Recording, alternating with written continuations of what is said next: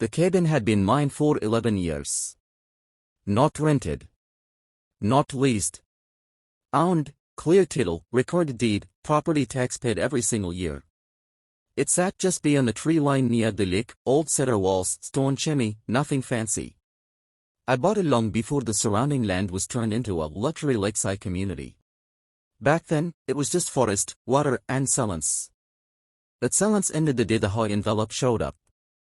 Bright white. Official logo. Final notice stamped in red like they were daring me to panic. Inside was a formal eviction warning.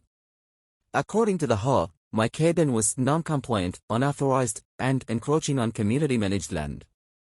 They gave me 30 days to vacate or face legal action. I laughed at first. Out loud. Then I read the signatures. HOA President. HOA Legal Counsel. HOA Property Manager. They were serious.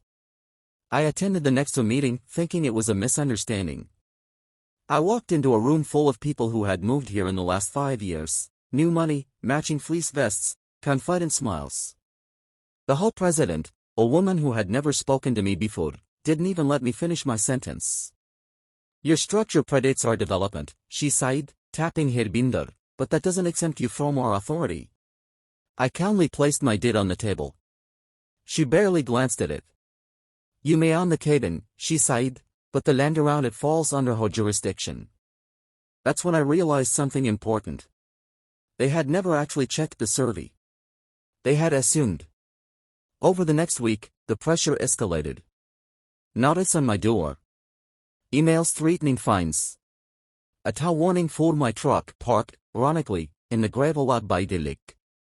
The same gravel lot everyone used. The only parking lot. The lot I bought years ago when the previous landowner couldn't afford back tax. The same lot I never mentioned, because no one ever asked.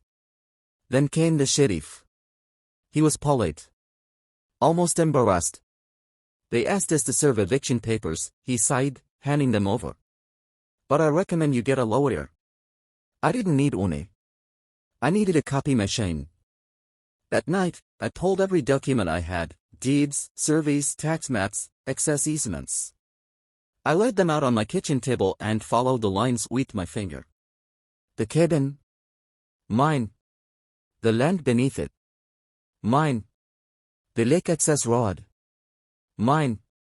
The parking lot. Absolutely mine. The HOA-owned decorative landscaping. I smiled for the first time since the envelope arrived. The next morning, I made a phone call. Then I posted 4 signs. By Friday afternoon, the signs were impossible to miss. Private property, no trespassing. Parking by permission only.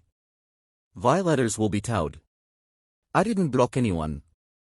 I didn't yell. I didn't threaten. I simply enforced my rights.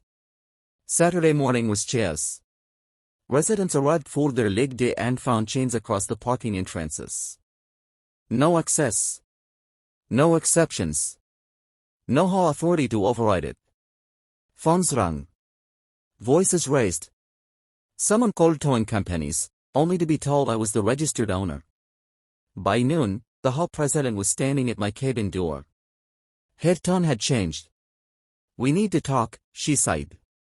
I invited her in, offered coffee. She declined. She claimed the lot was community infrastructure. I slid the deed across the table. She claimed, implied excess. I showed her the revoked easement notice I had legally filed the day before. She claimed I was being unreasonable. I reminded her I had been given 30 days to vacate my own home. By Sunday, real consequences hit. Residents couldn't park. Emergency access routes were compromised. Prospective buyers walked away from open houses when they learned lake access was under review. Monday morning, the house lawyer called. He was much quicker than the letters they'd sent me. He asked what it would take to resolve the situation. I told him. By Wednesday, the eviction notice was withdrawn, in writing. By Thursday, the HOA formally acknowledged my property rights. By Friday, a new agreement was signed. The HOA leased the parking lot from me. At market rate. with annual increases. They also paid my legal filing fees and issued a public apology at the next meeting. I attended that meeting. No one interrupted me this time. I reminded them that ownership isn't decided by vendors, votes or confidence. It's decided by deeds and records. The lake stayed open. The parking lot stayed mine. The cabin never moved an inch. And the HOA. They learned that assuming power over the wrong landowner can cost you everything you thought you